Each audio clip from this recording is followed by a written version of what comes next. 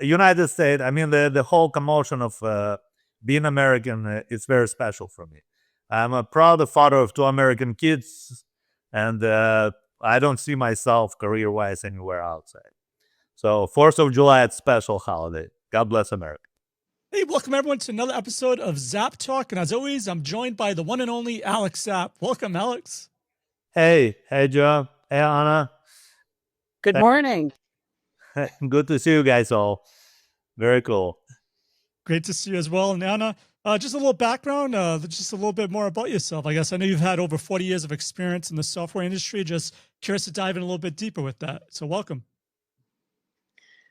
Thank you very much. And it's nice to connect with Alex again. It's been a few years since we've talked, and it's great to be networked again. I started off in the industry when I was 17 years old in 1962 as a programmer. I dropped out of college to become an assembly language programmer. From there was fortunate enough to be involved in the early days of Oracle, the early days of SAP, and then the early days of consulting and systems integration work with KPMG and with HP. Nice. So that's fascinating. I know some of the first programmers were all women. How did you get into it? 17, you just dropped that. Like, how did you just stumble into programming at 17? I graduated. I loved math, and I graduated from high school really young. I'm Canadian, my family moved to the U.S., and the school said, "You're way ahead of all of us, so you're finished." So I went ahead and signed up at the age of 15 and a half, 16 for junior college. And California had a system, or they still do, a wonderful system of junior college. And signed up for courses, and this wonderful company came on campus called Pacific Bell, which is now AT&T. Mm-hmm. And we're recruiting this thing called programmers. And just wanted people, that enjoyed numbers and enjoyed the logic, and were giving tests and everything. And they offered me a job, and I said, why not? I'm bored to death with this. I'll join. And I joined, and it was probably the best thing I ever did. And I've stayed friends with many of the people from those early days. As Pacific Bell went through all the mergers and acquisitions and, really became AT&T.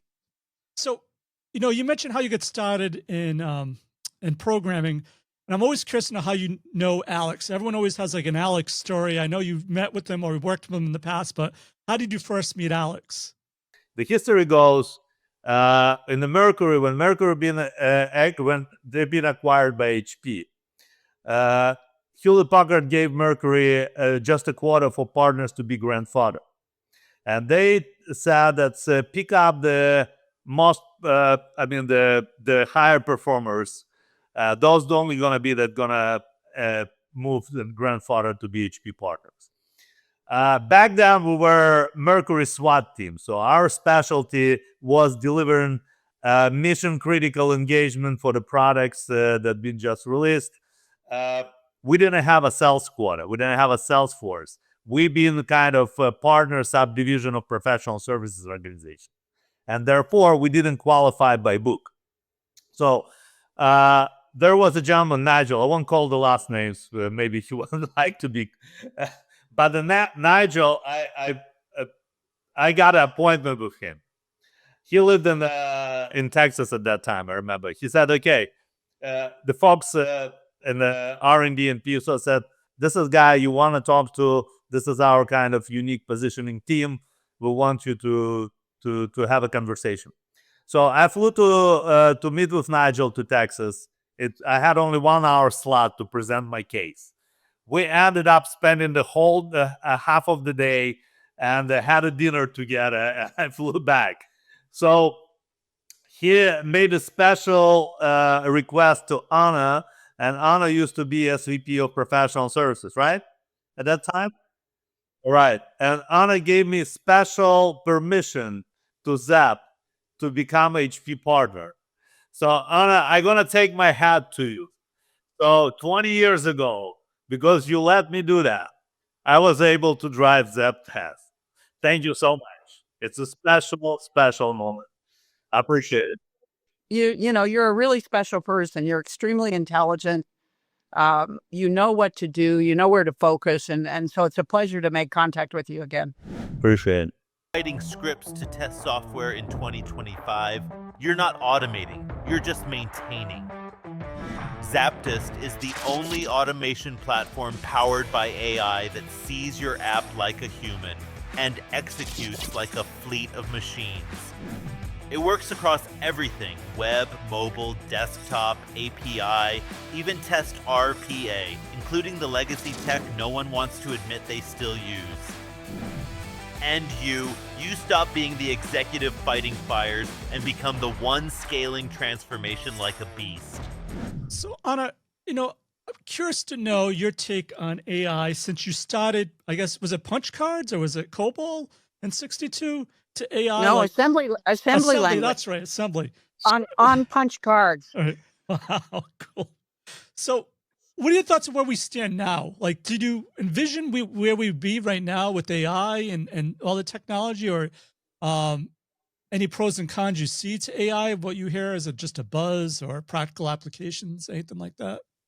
I'm a really big proponent of AI. I mean, I strongly believe in it, and I strongly believe in investing in companies based upon an industry, okay? Because I think it can also be very dangerous. But, for healthcare, there's just a lot of applications that I can see really, really helping out with AI to make our lives better. And I mean, we're all worried about living longer. We're all wanting to be healthy. There's so many things AI can do to kind of help us research that and go forward. And I don't want to get off on a tangent, but where do I see it? I mean, I started in the days, I started with one of the very first software companies, which was called MSA. And they were based in Atlanta, Georgia. They hired me to be a technologist, to go out with the sales guys and deliver what the salespeople were selling, which was always fun, right? And this is back in a lot of my friends are on Facebook with me, so they'll end up watching this, but we all worked together and laughed, and they'd say, call Onagh, she'll make it work. As the code was falling apart and everything else. And I look at it and it was boring applications: general ledger, accounts payable, receivables, fixed assets, logistics. I always worked in back office. I look at it, I look at the progression I've been through, because I did, many years, good years with MSA, which was bought by Dun & Bradstreet. And then I ended up joining Oracle when there were like 150 people, and had no idea what a database was, and figured out what a database was, and was brought in to be kind of an in-house consultant to figure out how we sell this thing to a business, right? And ended up starting up in New York and New Jersey and Pennsylvania, the Oracle offices back in the early days. And then this German company came along and recruited me. And we were starting up a new kind of SWAT team group on the West Coast for a product at those days that was called R3, which was a client-server version of software. And that was good old SAP, which is, it just made my career. I mean, I think I've been involved with SAP for over 20 years, and it's where I really probably learned the industry and learned an appreciation for international software companies and for the talent there is in places like Russia and Czech Republic and Germany, for the technologists like an Alex, right? What I'm trying to do is explain to you, why I made an exception with Alex and his team, because they're just really smart, caring, loyal people when they figure out what the problem is. So now we go to AI and we look at all those things, and we look at how, through the years, we tried to make the software friendlier.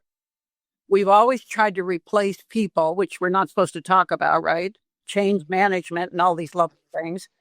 And you're sitting there because at SAP, we sold to the CEO and we sold to the COO. We didn't really sell to the accounting department because they hated us, right? And now you look at where we are today, and I wish I were 50 or 60 again, because it's so exciting what's going on. I mean, my approach now would be to go in and figure out the process that the client's trying to accomplish, just like ZapTest does with testing, right? But look at the whole process for the business and see how much AI can be used, and use the employees, especially the senior experienced employees, to verify, audit, and check, and not feel like they're going to be replaced, but that their knowledge is needed. So it's we're going through a real transition right now. I mean, I have a lot of younger friends in technology. My kids are all in technology. So we're always talking about this, and we're always talking about the good part of AI, right? I mean, how do you make accounts payable exciting? You don't, right? And how do you say, and Alex can probably remember some of the things that when we were at Mercury, I mean, Mercury was an incredibly good, sophisticated grouping of software to monitor what you were doing, right? But then I had the application experience in addition to that. So trying to explain to a CEO or a COO, you have to have both. You have to have the application, and you have to have the testing tools to constantly be able to work together. Now, how do you combine that with AI? I can think of lots of ways, right? Where you're now just putting statements together to do those things and search for those things. And what you've improved productivity, you've improved your bottom line. Again, I'm very excited about where it's going, but I would like to see people really apply it and not just talk about it, right? Right. Love it. So, Alex, I know I've asked this question before from other guests, but I just need to know, like, from Onagh, what made Mercury so special? I know this isn't about Mercury, but a lot of people I meet, like Alex, came out of the Mercury ecosystem. Yeah, Joe. I mean, Mercury had this para-Israeli, paramilitary drive-through, no BS, deliver results. Because in Israel, we had a different mentality for survivorship. You live among the zombies that may attack people at any time, and you genuinely on the watch what may happen, right? I mean, the kids been trusted with the submachine guns for 3 years of their service that they carry anywhere they're at. I mean, to protect civilians. So, bottom line, what I'm trying to say, not to militarize it too much, right? The mentality was oriented to the goals. Less corporate fluff, more what we can deliver in order to drive the truth, right? And that basically suited a lot of people in the contrast to other company cultures. And that's what delivered. I did the MSA thing, I did the Oracle thing, I did the SAP thing. And then I was fortunate enough to be offered to become a partner at KPMG. And that was a big deal for me because I have so much respect for those firms, right? And I don't have a college degree. And I can remember flying to New York and saying, you can't hire me because I don't have a college degree. And what they wanted was the business experience, okay? So they had a client on the West Coast called Mercury, the audit guys, okay? And they were, Mercury was very complicated business-wise. The founders were all from Israel. The programmers, the really, really serious, good programmers were all in Israel. The U.S. was sales and marketing and support on, customer support. And then a few of the technology people, as Alex knows, would go back and forth. And it's public knowledge. They were very challenged with how to run business under SEC rulings and under American laws. Okay.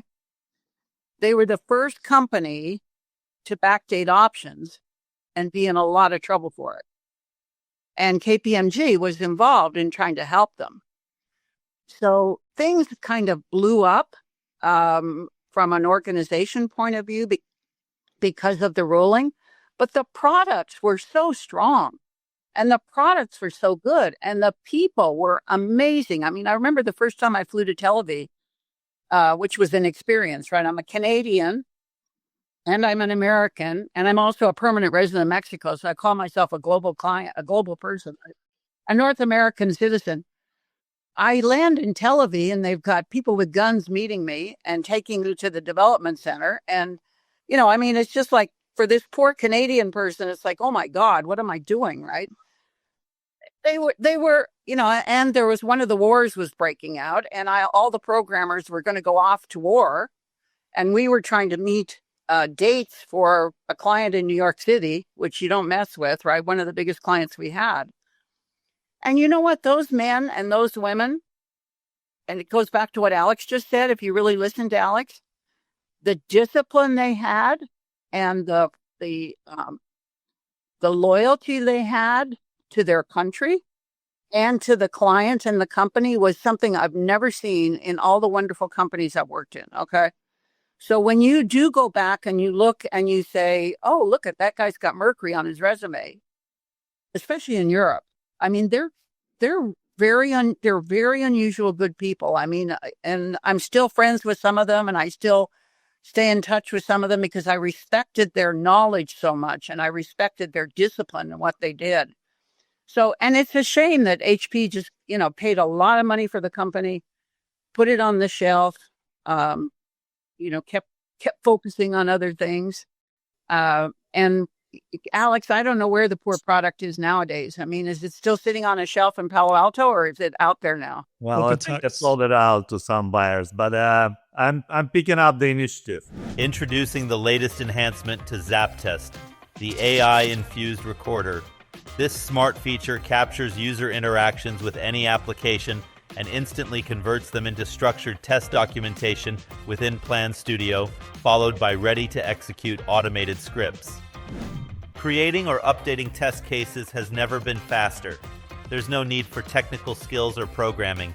Anyone familiar with the business process can now contribute. ZapTest AI Copilot is always there, ready to generate scripts on demand, debug code, or answer questions in real time. I have a mission life to keep the legacy going. Incorporated a lot of lessons, of course. I've been blessed to be given opportunity by Mercury PSO to be to found the SWAT team and to found the very advanced skills and knowledge. I mean, me and my team were road warriors. I moved from Miami to Atlanta with 3 months old son, and I spent 10 years on the road to build this experience. Every week, I've been to different Fortune 500 companies. You remember how that'll go. Yeah. I had to put paper on the airplane. Nobody knew the product. I had to prepare myself for a kickoff meeting, but just reading the user guide. You know, I remember we had some deep diagnostic tools implementation, what's not. Some absolutely irrelevant product that hadn't been done. And all this experience that I gathered, I'm implementing today in the ZapTest. So this is why we can see markets slightly different. We can see the engineering need and the organizational need. I was more into the process. If you remember, I helped R&D and Mercury to design business process testing tool in 2005. That's basically I've been kind of very much emotionally involved with that. And what I'm doing today with ZapTest AI, this is the Mercury 2.0, if you will. So I kept all the culture what we had during the Mercury days. I have my SWAT team now. We all distributed worldwide. I have Engineers Without Borders, but a whole motion, whole culture will remain. We kind of flow-oriented, no BS. I'm leading every implementation myself, helping my customers, always talking to the VPs and the CIOs what they need to build. We never hesitate to craft the product to where the company meet, like a final tailors, alteration kind of, because the 94% is shipped, but there's some elements that need to be customized. There's so many answers to your question, and I kind of, if I had a wish, or if I could sit here and say, this is what I'd like to have happen in the next few years. If you look at the technologists that Alex has, I mean, I got to have a demonstration of the product a few weeks ago, right, with one of Alex's wonderful partners.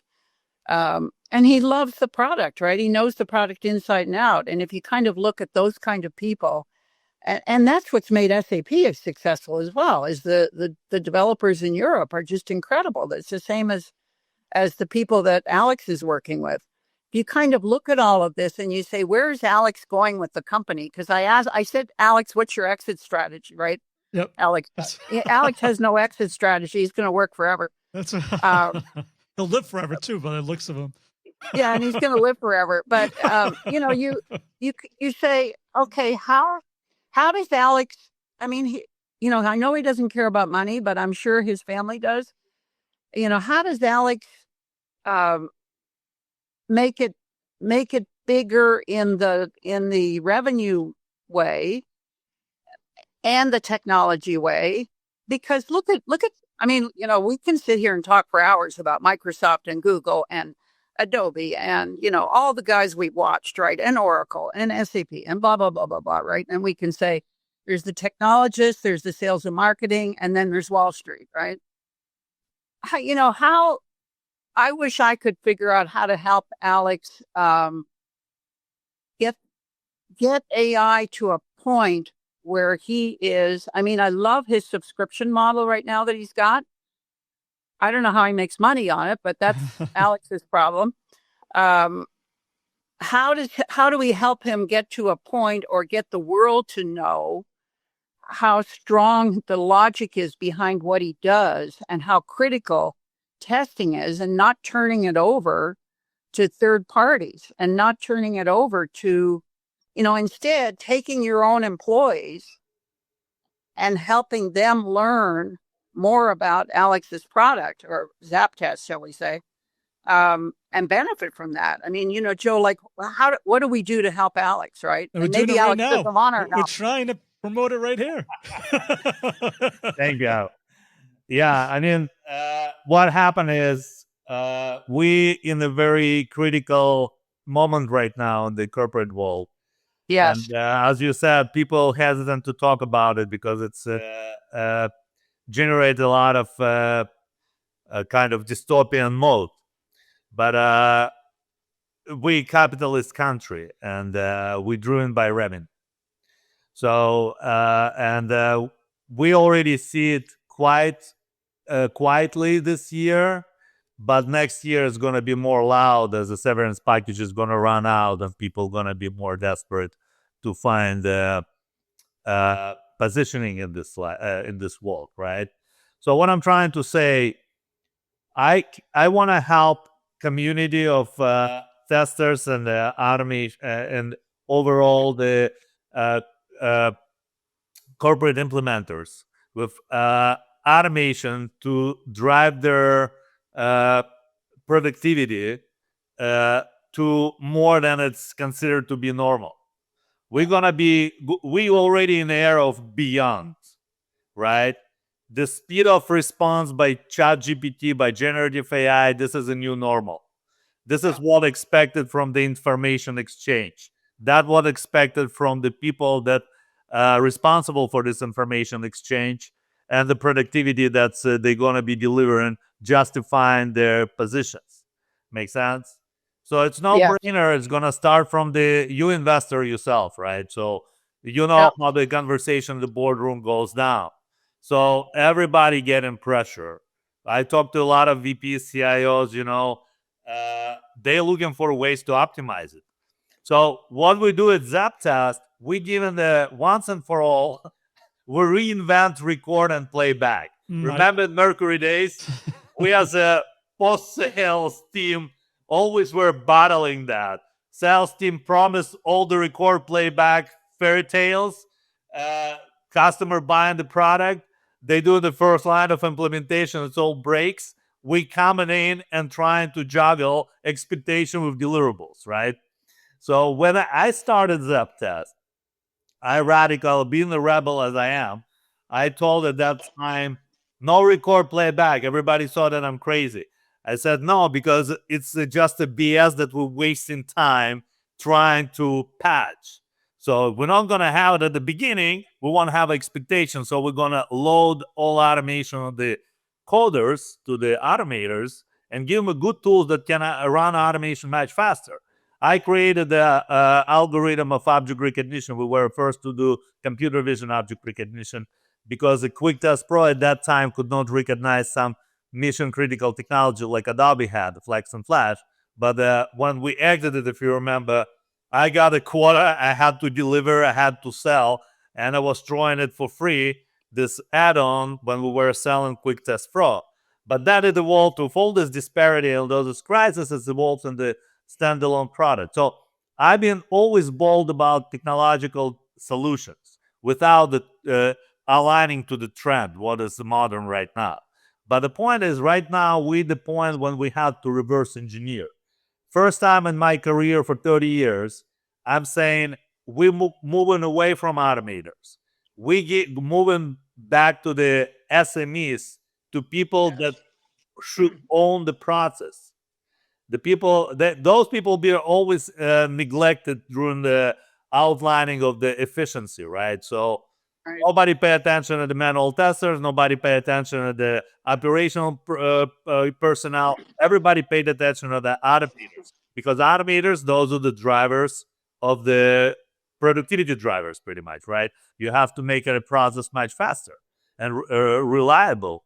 Now we use AI to basically substitute this phase in the process. So we've, for a long period of time between the beginning of the testing as a discipline, we able to equip people that's supposed to drive the process with the smart technology that let them do it fully. So I call it record and playback reinvented. We reinvent the entire process. And here's a quick demo of what ZapTest AI can do in terms to complement manual testers and the operational professionals to drive automation process. Let's take a few minutes. Let's check it out. ZapTest's popular Rec Studio just got a powerful upgrade. With a refreshed, user-friendly interface and enhanced features, it's now easier than ever to capture your business processes and turn them into automated test scripts. Rec Studio still records full business process videos, but now it also captures every mouse click and keystroke, along with optional screenshots and user comments. Starting a recording is as simple as one click. Just follow the steps of your process. The floating toolbar lets you capture snapshots, add comments, pause, resume, or even narrate while recording. Every interaction with the application under test is documented. Video, actions, and narration, all in sync. You can also use handy hotkeys for instant access to key recording features. After recording, use Rec Studio to review and refine. Play back the video, manage comments, capture views from any frame, and inspect all recorded events. All recorded data is saved into a Zap project file and passed to Plan Studio, where ZapTest AI steps in. It analyzes the events and generates a detailed test case, complete with a name, description, action steps, screenshots, and expected results. From there, Plan Studio organizes test cases by function, identifies reusable steps, defines input-output parameters, and prepares the case for automation. Finally, with just one click, the test case is converted into a ready-to-execute automation script, fully integrated into your ZapTest framework. The renewed ZapTest Rec Studio speeds up automation and empowers non-technical users, like manual testers and business analysts, to take part in the automation journey. Fast, intuitive, AI-driven. Be happy, and let's zap. You kind of wonder if there's a way, Alex, that you can help help a CEO or help a COO really understand in a shorter version how critical testing is and how critical it is to use the SMEs, just exactly what you're saying. I mean, I'm trying to summarize what you were saying, but it's the livelihood of the company, whatever the company does, to make sure that the products don't fail. And therefore, testing is, something that's going to be around forever. AI is not going to replace testing. Yes, AI is going to not replace. AI is going to improve the way you test, but testing is never going to go away. Whereas other applications are going to go away. I mean, I can remember Dr. Plattner, Hasso Plattner, who is one of the founders of SAP, saying financial applications will go away. And they will be replaced by groups of logic that do a specific process. And, here we are in 2025. He's absolutely right. And that's what's happening, right? I love your insight because you're an investor. You're also an industry veteran. You heard Alex's pitch. How do you tell what is hype and what is reality nowadays, though? Between, it sounds great. Alex comes off very, very credible, but how do you know? You must get pitched all the time. What is real and what's not when it comes to AI? Well, the first thing I did was tell him that I wanted to talk to his developer. And not have him on the call, and show me the software, right? Yep, and the software is for real. I mean, but not a lot of people are going to do that. That's just the way I am. Right. But there's testimonies that I think could be done a little differently than what Alex is currently doing, just to provide more confidence to people, because Alex is too good to be true. Mm-hmm. Is what a CEO is going to say, like, oh, yeah, that guy. He's a big personality, too. So. Yeah. Yeah, he's a big personality. That's great, blah, blah, blah. But, where's the bottom line? How's it going to help my bottom line, right? That's all they care about in the boardroom now, is the bottom line. I mean, look what's going on in the world, right? Right. And ZapTest could be all over the world helping people with a lot of these things.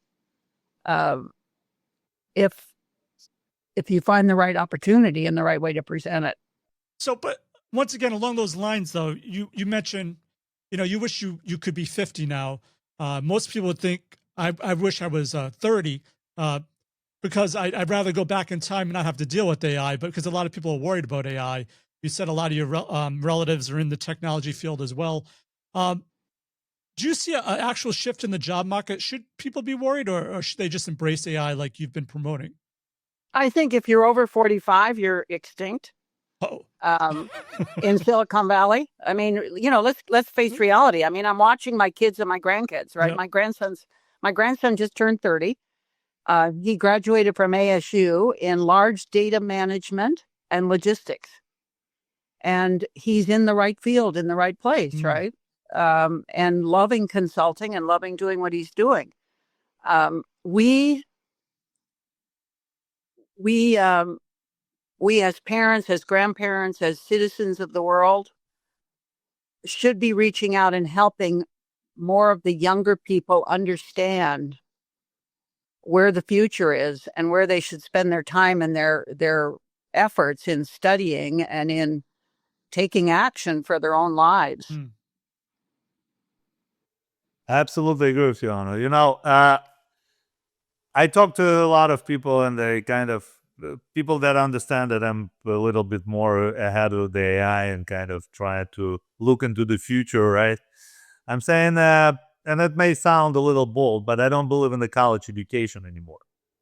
I'm telling kids, Exactly. learn prompt engineering. No matter what you're going to be doing, you're going to be in the art, you're going to be in the science. Prompt engineering, it's a new way of driving through all the intellectual endeavors, if you will, right? So again, Yuval Harari, I'm a big fan of this guy, and one of his book, Amadeus, he's finishing with a very powerful statement. He's saying we're moving into era, and we're talking almost 10 years ago when I read this book, that we're moving into era where we won't be able to teach our kids much, because their experiences will be different than ours. But what we can teach our kids, not too afraid of change, be adaptable. Makes sense? And we right now in the change.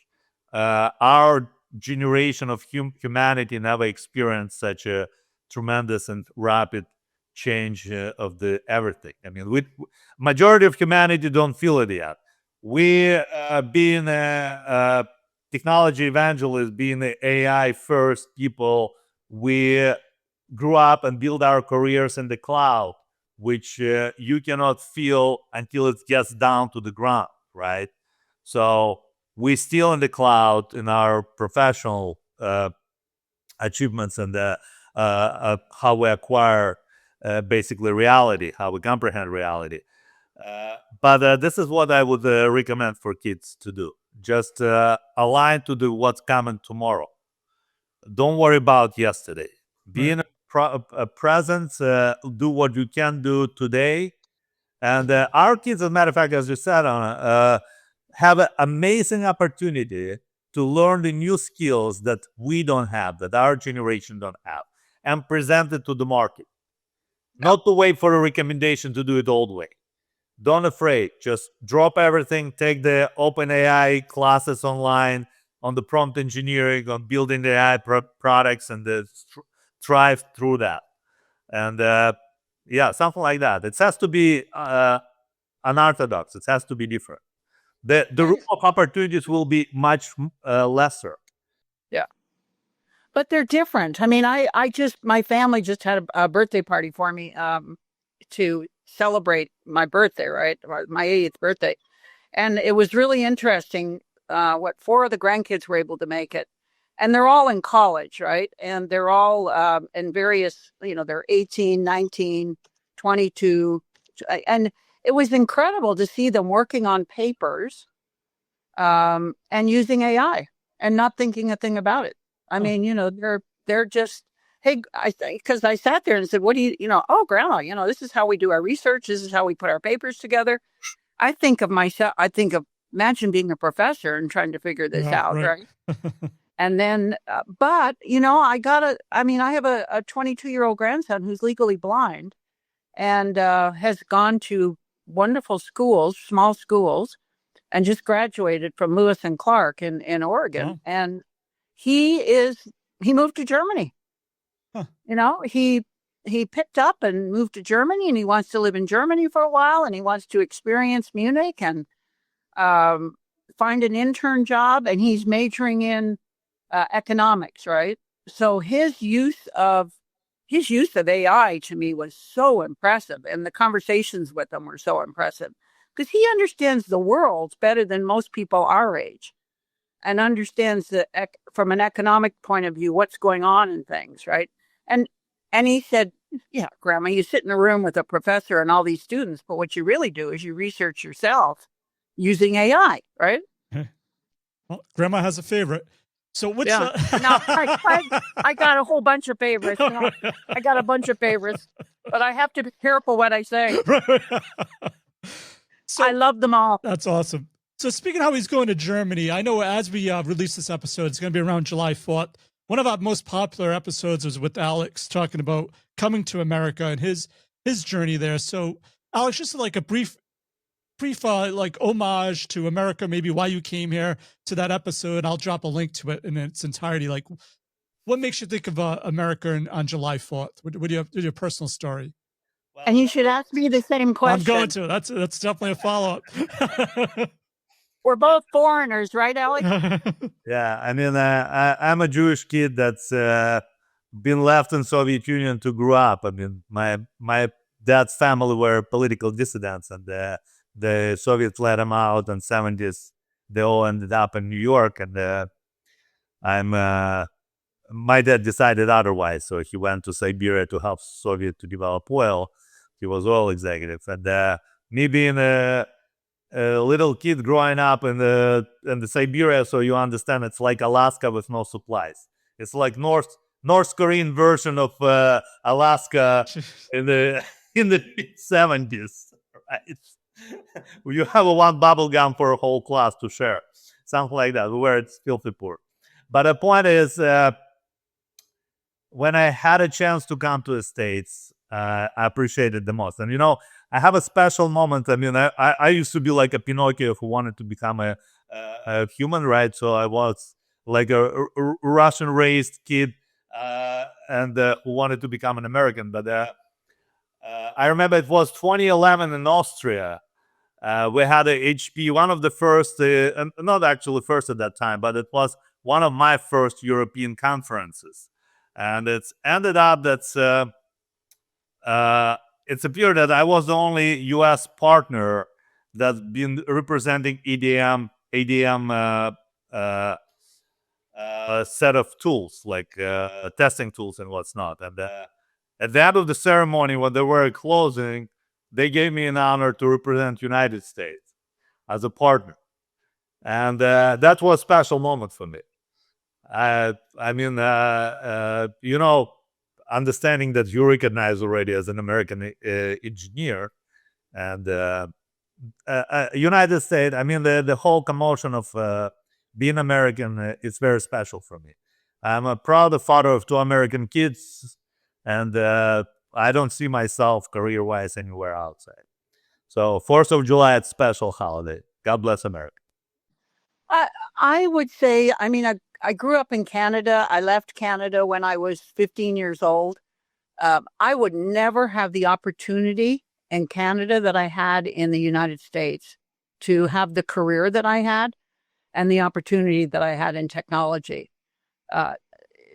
America just, I mean, I know we've got all kinds of issues right now, but this is the best country there is. I mean, there's no other place to be where you have so much freedom to explore democracy, to develop your own company, to do your own thing. I mean, I'm where I am today because of hard work and being in America and having the opportunity in America for entrepreneurs to identify something in me that I didn't identify. So I became American citizen about 10 years ago, and it was very emotional. I was in San Francisco and, standing there pledging allegiance to the flag and feeling very emotional about it, that, I have 3 beautiful children who are American. I've got a whole bunch of grandkids that are all American. And I'm lucky to be in the country, and I'm lucky to have the freedom right now to travel the way I do. And I love it. 2 people not born in America, I think, really personify or really are examples of what America is, which I think is telling as well. Yeah. My mission also, have an international engineering crew to educate guys on the American culture, on how we do business, how we treat people. The same, I have friends who own the similar businesses like I am, software companies, and the way they treat their teams and their jurisdictions, it's absolutely different. Our culture, our etiquette of, I always say, we have a higher standards for anything we do. Yes. And that we have a responsibility as American executive to set the standard, to keep it up, right? Exactly. I totally agree. Totally agree. Love it. So I guess, Alex, time to wrap it up. I guess one quick shout out to a little more about ZapTest AI, one-click process where you're calling, record, and playback reinvented. I'm not sure about that marketing, but your last pitch for it, we'll have a link for it down below as well, and maybe your catchphrase to end things. Right. So again, I want to invite everyone to take a look at the all record and playback reinvented.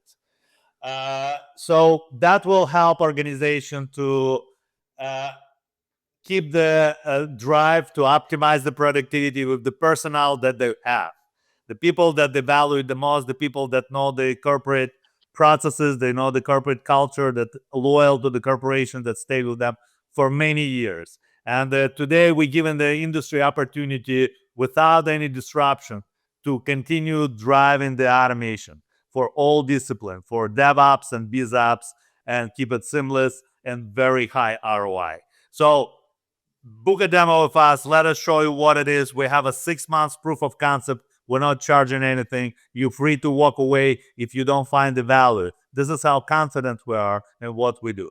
And as always, be happy and let's Zap.